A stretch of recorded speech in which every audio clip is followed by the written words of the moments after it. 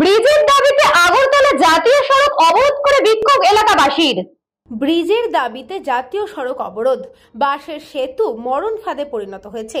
আমবাসা ব্লকের রায়পাশা এলাকায় প্রায় 1000 পরিবার বসবাস। সেখানে ছিল একটি স্টিলের ব্রিজ। ব্রিজটি বহু বছর আগে ভেঙে যায়।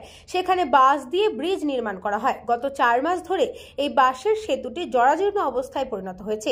তারই প্রতিবাদে এদিন আমবাসার রায়পাশা এলাকার লোকজন আসাম আগরতলা জাতীয় সড়ক অবরোধ করে।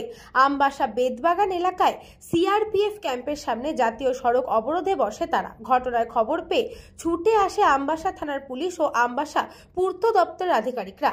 কথা বলেন আদিবাসীদের সাথে।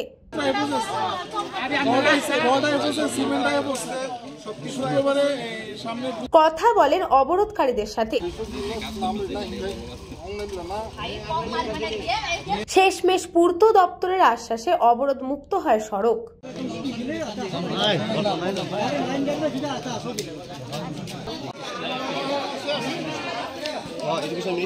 নতুন ব্রিজ হইব নয় মাস হয়েছে তারপরে বাসায় ইয়া দিয়েছে মানুষ যাতায়াত করানোর লিগা তাহলে এটাও ভেঙ্গা গেছে তাহলে 2 দিন ধরে তারা কই থেকে বেড়া সেড়া লইছে তাহলে আমরা না করতে লাগাচ্ছি আমরা আগে ব্রিজের কাজ শুরু হোক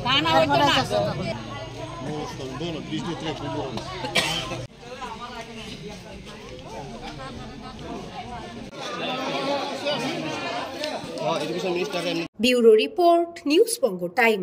St. Augustine's Day School, Barakpur. Success for every child. Admission open 2026 to 2027. Contact number 900793 4555.